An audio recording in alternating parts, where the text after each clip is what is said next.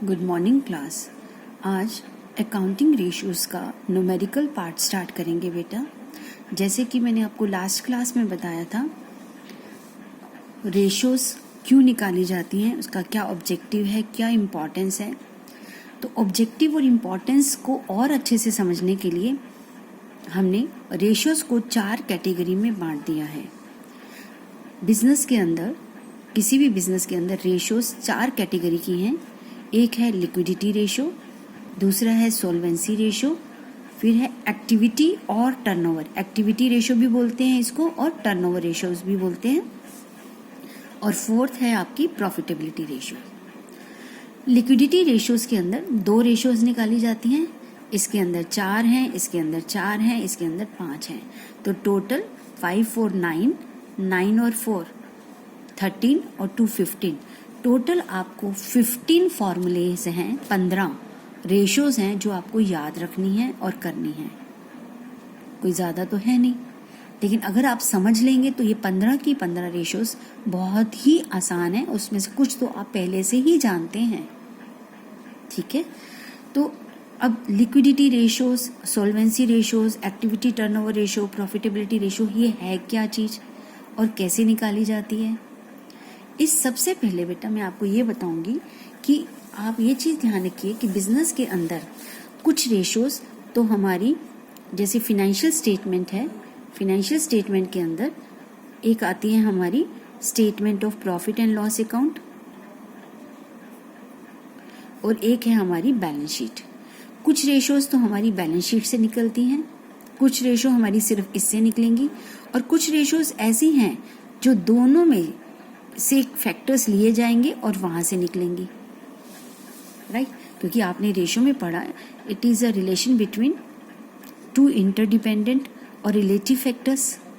तो वो फैक्टर्स कहाँ से आएंगे, या तो बैलेंस शीट के अपने होंगे दोनों फैक्टर्स, दोनों इसी के होंगे, या एक इसमें से लिया जाएगा या एक statement of profit and loss से, ठीक है ना। तो इस तरह से हमारी रेशियोज निकाली जाती हैं। ये जस्ट समझाने के लिए था आपको। मेन आते हैं हम अपने टॉपिक पर। आज हम लोग स्टार्ट करेंगे लिक्विडिटी रेशियो। लिक्विडिटी रेशियो क्या चीज़ है, पहले तो सिंपली मैं आपको एक आइडिया दूंगी पूरी रेशियोज का। लिक्विडिटी रेशियो का मतलब, लिक्विडिटी का मतलब होता है तरलता, कि क्या एक बिजनेस या कंपनी अपनी शॉर्ट टर्म, इसको हम शॉर्ट टर्म सोल्वेंसी रेशियो भी बोलते हैं बेटा। क्या बोलते हैं? Short term solvency ratio. ये नाम भी आपको याद रखना है क्योंकि एग्जाम में कई बार पूछा जाता है लिक्विडिटी रेशियो को क्या कहा जाता है, शॉर्ट टर्म सोल्वेंसी रेशियो। आप लिख लीजिएगा इसके साथ कि क्या एक कंपनी या बिजनेस शॉर्ट पीरियड यानी 1 ईयर के अंदर अपनी लाइबिलिटीज को पे कर पाने में समर्थ है। क्या उसके पास जो एसेट्स हैं करंट, वो इजीली उसको कन्वर्ट कर सकता है कैश में और अपनी लाइबिलिटीज को पे कर पाएगा। तो उसको चेक करने के लिए हम लिक्विडिटी रेशियोज निकालते हैं। बिजनेस में लिक्विडिटी चेक करने के लिए 2 रेशियोज कैलकुलेट की जाती हैं। एक का नाम है करंट रेशियो, एक का नाम है क्विक रेशियो। करंट रेशियो निकालने का फॉर्मूला क्या है, current assets upon current liabilities. Current assets मैंने आपको फर्स्ट चैप्टर में सिखाई थी, करंट एसेट्स में क्या क्या आता है। करंट लाइबिलिटीज भी फर्स्ट चैप्टर में कर चुके हैं। ऐसे ही करंट रेशियो के अलावा एक रेशियो और निकाली जाती है, क्विक रेशियो। दोनों में फर्क क्या है? Current ratio with in 1 year क्या कंपनी अपनी लाइबिलिटी पे कर पा रही है या नहीं वो बताता है, लेकिन उससे भी जल्दी, very quickly, highly liquid, quick, उससे भी पहले यानी 1 साल से भी पहले क्या एक कंपनी अपनी लाइबिलिटीज पे कर पाएगी या नहीं, उसको अगर चेक करना है तो हम क्विक रेशियो चेक निकालते हैं। क्विक रेशियो निकालने का फॉर्मूला है quick asset upon current liability. अब बच्चे ने आज तक क्विक एसेट तो पढ़ी नहीं है। बेसिकली क्विक एसेट क्या है, तो क्विक एसेट क्या होती है, करंट एसेट्स माइनस, अगर हम करंट एसेट्स में से स्टॉक, क्लोजिंग स्टॉक और प्रीपेड एक्सपेंसेस माइनस कर दें, कितने भी एक्सपेंसेस जो आपने एडवांस पे कर रखे हैं वो सारे एक्सपेंसेस, चाहे उसमें एडवांस टैक्स भी क्यों ना आ जाए, जो खर्चा आपने एडवांस पे कर रखा है वो सारे इसमें से माइनस कर देते हैं। तो वो करंट एसेट क्या कहलाती है? Quick asset. ठीक है। अब इसके साथ साथ आपको मैंने बिजनेस स्टडीज में भी सिखाया था एक फॉर्मूला, वर्किंग कैपिटल। कितनी लॉन्ग टर्म कैपिटल का कितना पार्ट वर्किंग क्या कर रहा है करंट एसेट में, उसको निकालने का formula current assets minus current liability, working capital सिखाया था बिजनेस स्टडीज के अंदर। अब इसके साथ एक कुछ पॉइंट्स हैं जो आपको बहुत याद रखने हैं। To calculate the above ratio, ऊपर वाली यानी लिक्विडिटी रेशो कैलकुलेट करने के लिए जो करंट एसेट्स हैं, डू नॉट इंक्लूड, ये बहुत बहुत इंपॉर्टेंट पॉइंट है, current assets do not include loose tools and store spares. ये दो पार्ट ऐसे हैं जो कि करंट एसेट का यानी इन्वेंट्री का पार्ट है। करंट एसेट के अंदर इन्वेंट्री है, इन्वेंट्री में ये आते हैं। तो जब हम करंट एसेट्स की कैलकुलेशन करते हैं तो सेम चैप्टर 1 की जितनी आइटम्स है सारी लेंगे, लेकिन ये दो आइटम्स को करंट एसेट कंसीडर नहीं करता है at the time of calculating the current ratio. और क्विक रेशो में तो ऐसे ही नहीं आएगा, क्योंकि क्विक रेशो का फॉर्मूला क्या है? माइनस स्टॉक, स्टॉक को छोड़ के। तो स्टॉक, ये दोनों चीजें स्टॉक का ही तो पार्ट हैं, तो क्विक एसेट में भी नहीं आएंगी, क्योंकि क्विक एसेट में स्टॉक ही नहीं आता, तो ये दोनों तो ऑटोमेटिकली नहीं आएंगी। बस ये चीज इंपॉर्टेंट बच्चे याद रखेंगे तो गलती नहीं होगी। ठीक है। इसके बाद हर रेशो, जो भी आप रेशो कैलकुलेट करोगे बेटा, अभी मैंने आज आपको 2 रेशोज बताई हैं, तो आपने हर रेशो का ये 4 चीजें ध्यान रखनी है जब आप नोट्स बनाओ। पहला, मीनिंग, रेशो का फॉर्मूला क्या है, इसकी कोई आइडियल रेशो है तो वो, और इस रेशो क्यों निकाल रहे हैं, उसकी क्या इंपॉर्टेंस या सिग्निफिकेंस है।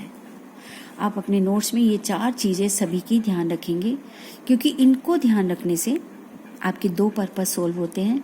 एक तो आपका वाइवा तैयार हो जाता है 20 मार्क्स का, प्रैक्टिकल तैयार हो जाता है, और एनुअल में भी इसमें से क्वेश्चन आता है 6 मार्क्स का, वो भी तैयार हो जाता है। ठीक है। तो आप इस तरह से समझकर याद करेंगे तो आपके लिए रेशोज आसानी से याद हो जाएंगी। अभी मैंने आपको एक सिर्फ रफ आइडिया दिया किस रेशोज का, लिक्विडिटी रेशो का। इनको एक एक करके हम डिस्कस करेंगे।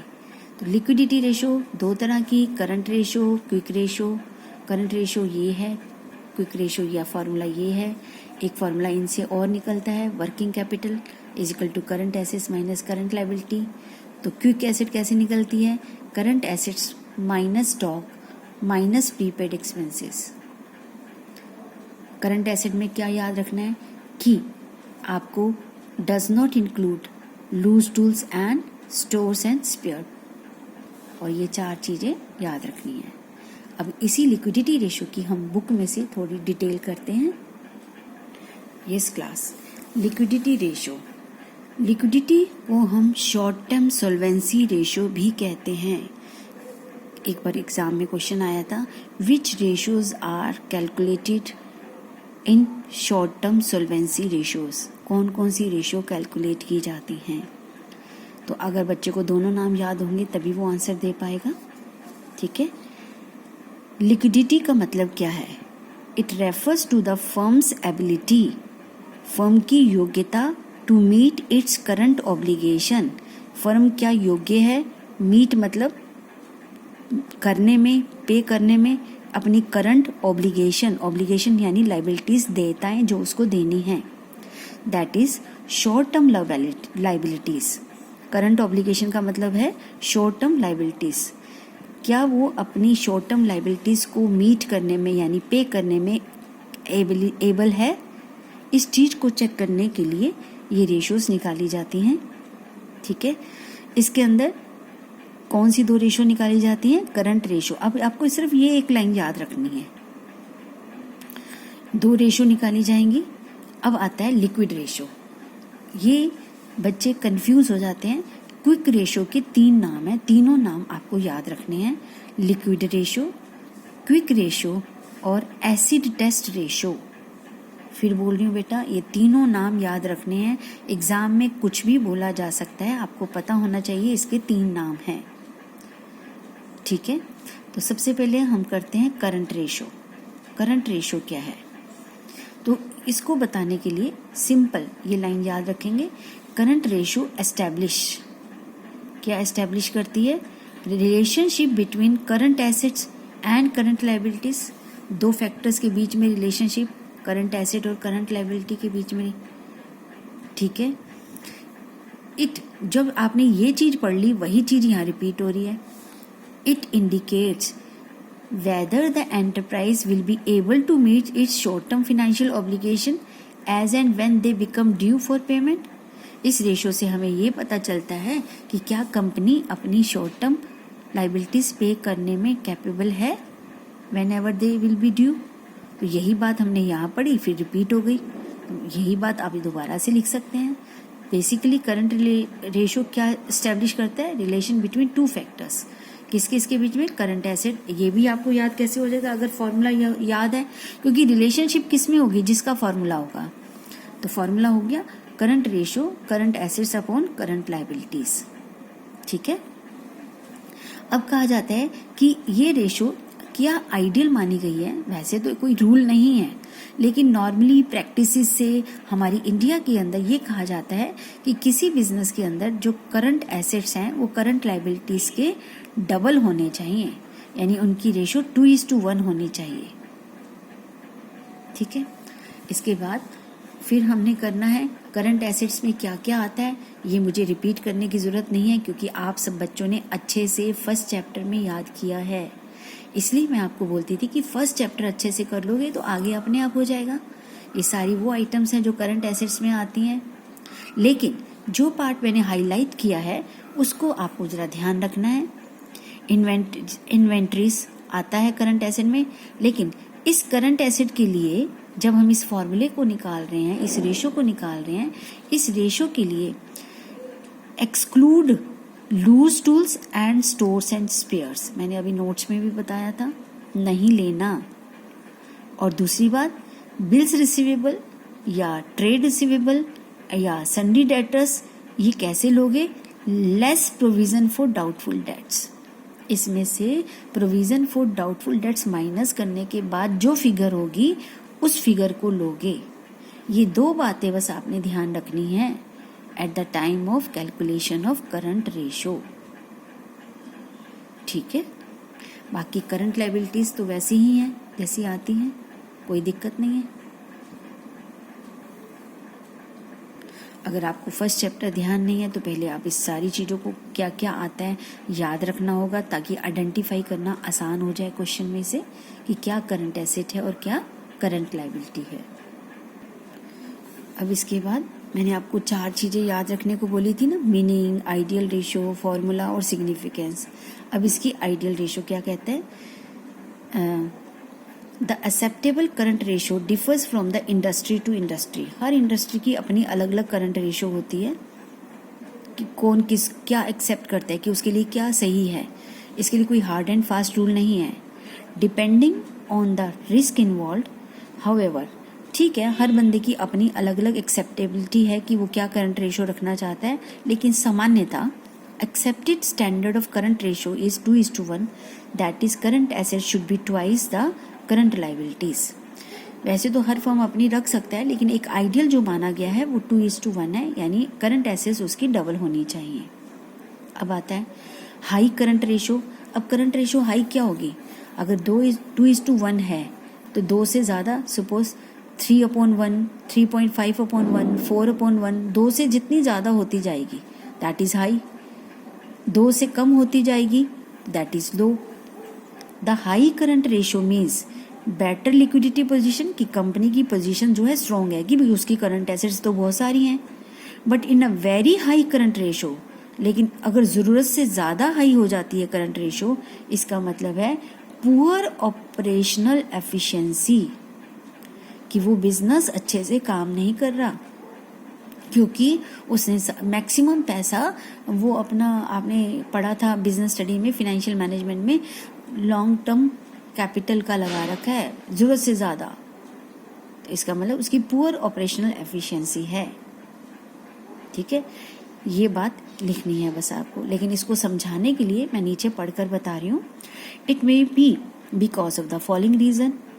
Stock may be increasing due to poor sales. आपके पास माल पड़ा है, बिक नहीं रहा, करंट एसेट्स ज़्यादा हो रही हैं, जो कि गलत बात है. ये हमारी हाई करंट रेशो का कारण है.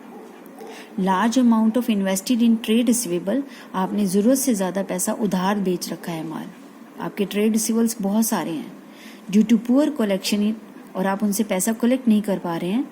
और एक्सटेंडेड क्रेडिट पीरियड, और उसका क्रेडिट पीरियड आप बढ़ाते चले जा रहे हैं. तो ये भी आपके बिजनेस के लिए एक अच्छी पोजीशन नहीं है. ठीक है, तो हाई अच्छी है, लेकिन ज़रूरत से ज़्यादा हाई होना अच्छा नहीं है. और अगर लो हो जाती है, लो करंट रेशो में बी ड्यू टू, अगर रेशो लो है यानी करंट एसेट्स जो हैं वो कम होती जा रही हैं, इसका मतलब क्या है? इनएडुक्वेट, अपर्याप्त इन्वेस्टमेंट इन करंट एसेट्स. इसका मतलब आपने कैपिटल जो डेब्ट और इक्विटी का पैसा सही से इन्वेस्ट नहीं करा करंट एसेट में, विच में रिजल्ट इन लो लिक्विडिटी, और इसकी वजह से आपकी लिक्विडिटी क्या हो जाएगी? लो. एंड में थ्रेटन द सोल्वेंसी. जब हमारी लिक्विडिटी कम हो जाती है तो हमें धमकी मिलने लगती है. किस चीज़ की? सोल्वेंसी. सोल्वेंसी क्या है? कि क्या अब हम अपना लाइबिलिटी समय पर पे कर पाएंगे या नहीं. Solvency of the enterprise. ठीक है, so current ratio should be reasonable होनी चाहिए. It should neither be too high, ना तो ये ज़्यादा हाई अच्छी, नॉर टू लो, और ना ही ज़्यादा कम अच्छी. इट शुड बी रीजनेबल, ये हमारी रीजनेबल होनी चाहिए. तो ये था हमारा डिसीजन लेना आइडियल रेशो को बेस मानते हुए. नेक्स्ट आता है ऑब्जेक्टिव्स एंड सिग्निफिकेंस.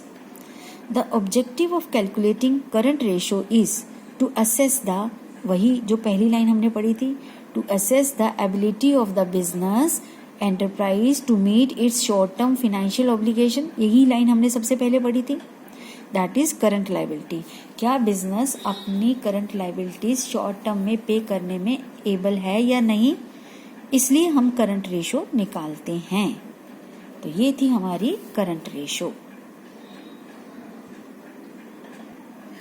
अब लिक्विडिटी रेशो का ही दूसरा पार्ट, लिक्विड रेशो, क्विक या ये वाली रेशोज, विच मेजर्स द, अब इसमें क्या मेजर करते हैं? Ability of the enterprise to meet its short term financial obligation, that is current liabilities. अब सेम लाइन लिखी हुई है. It establish the relation between liquid asset and current liability. उसमें क्विक एसेट, करंट एसेट था, यहाँ quick asset और current liability लिखा. इसका फॉर्मूला क्या है? यहाँ पर लिक्विड एसेट या करंट एसेट कुछ भी बोल सकते हैं, अपॉन करंट लाइबिलिटी.